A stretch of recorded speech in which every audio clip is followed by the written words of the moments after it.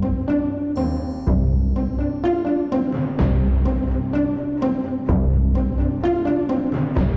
Snow Queen, a new audio drama by Deirdre Dwyer, presented by BrokenCrow in association with Carter Lane Arts Centre and The Everyman. Episode 8. What took place in the Palace of the Snow Queen.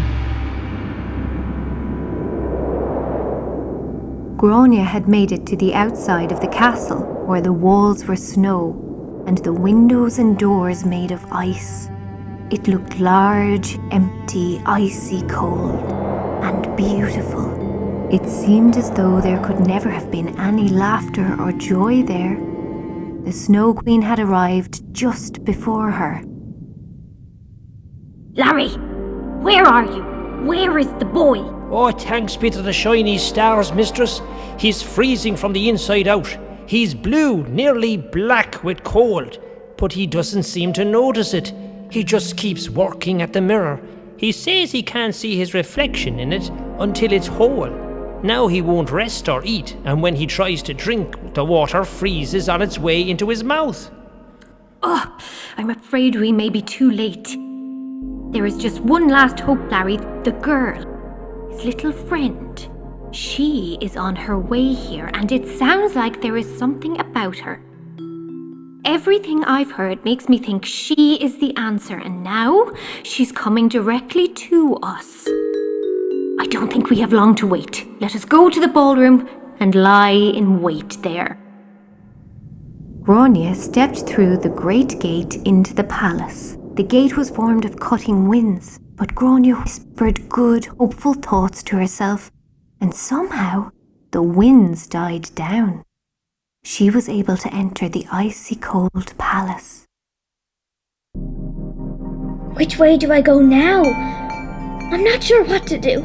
Okay, deep breaths. And what are they? They look like chickens, but made of ice? Hello? Well, hello there. Hello there. Hello there. What you doing here? What you? Doing here? What you? Doing here? I'm looking for my friend. Have you seen him? You're looking for Larry? No. I don't know anyone called Larry. I'm looking for Caoimhín. Caoimhín? Sure, he's with the mirror. The mirror. The broken mirror. This way. Follow me. No, me. I'm coming. Slow down, wait. Behind this door. Push the door. Here.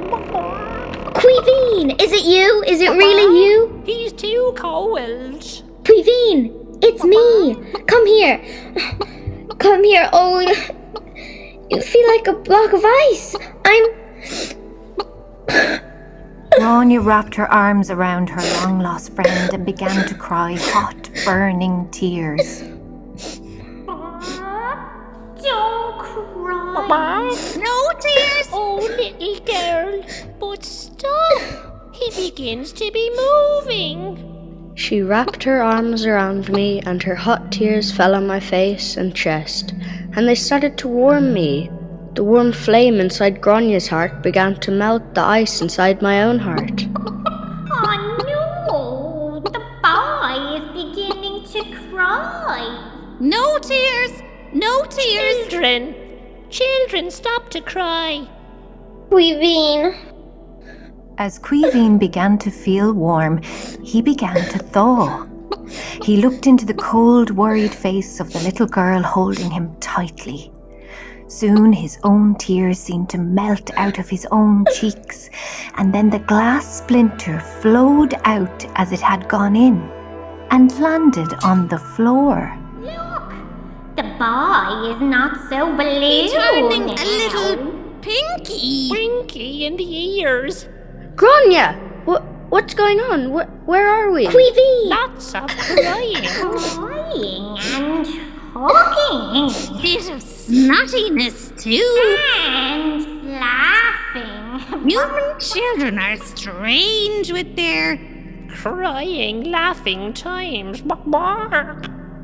The Queen and Larry stepped out from behind the crystal curtain where they had been hiding, and there on the ground in front of Caoimhín was the last missing piece from her mirror. There it is, at last! The missing piece! The last piece! Well, by golly gosh, so it is. Where in blue blazes did that come from? Sure, the child has been worrying that puzzle for months now. I'm sure he would have seen it if it had been hanging about. Well, by gum. Larry, really, have you not been paying attention? He just cried it out. Did he? His friend here was the real missing piece. Run, Caoimhín! Run! It's the Snow Queen! Out of here. There's no need for that. Be still, girl, be still. And Gráinne found herself frozen to the spot. Do you want to finish the puzzle, boy? I had said if you could, I'd be grateful, and my gratitude would certainly extend to letting you and your friend travel home. To thank you, it really wasn't so bad here in the palace. Larry and the chickens have been kind to me, but it's been very cold. Please, can you release my friend? I don't want her to feel cold. Look, she hasn't any shoes on. So the Snow Queen waved her finger, and Gráinne was free. Then Caoimhín walked forward and filled the hole of the mirror with the final missing piece. As he placed the piece in, all the cracks sealed up, and the mirror stood there whole, as good as new. But where is she? Gráinne isn't here in the reflection. Turn away from that mirror, Caoimhín. It's too much for you to worry about. She's standing there behind you. Let me pull the curtain over it. You never need look to it again. Are you going to let us go? Of course. I have my mirror back. No harm done. You are free. And good luck to you both. See you, lads. And you chickens know you're not allowed in the ballroom. Out. Up. Now, off you go. And so we took each other by the hand And wandered out of the large hall. I asked after Mamo and asked Gráinne to tell me everything and how she'd found me. So I told him of my adventures, and as we walked through the castle, the winds ceased raging, and the sun burst through. When we reached the bush with the red berries, we found Cormac, the reindeer, waiting for us.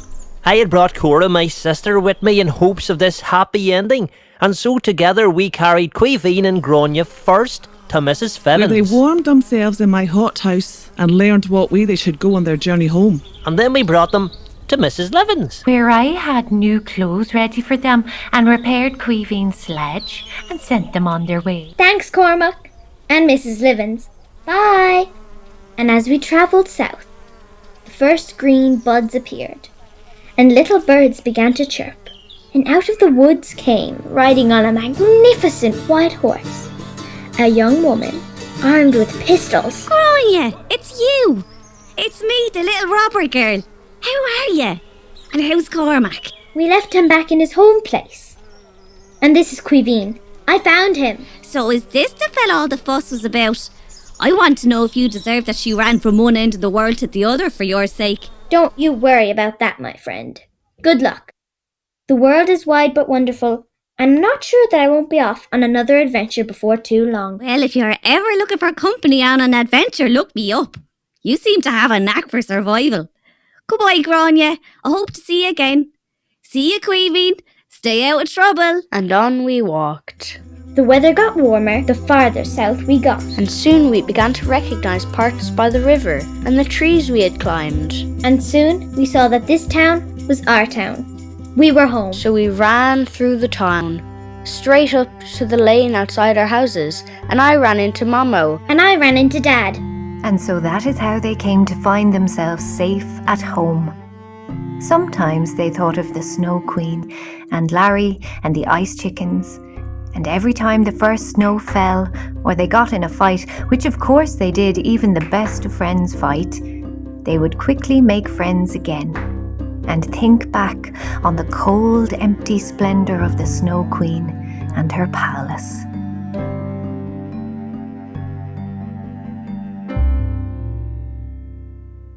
The end. You have been listening to the voices of Mia Clifford, Fionn Butler, Nicholas Kavanagh, Jacqui Kelleher, Aideen Wylde, Lois Clifford and Ruadhán Butler. For further information about the cast and crew, go to deirdredewyer.com. This project was made in the winter of 2020 and was only possible thanks to the support of the Arts Council, Waterford City and County Arts Office, Waterford Cultural Quarter and Winterville.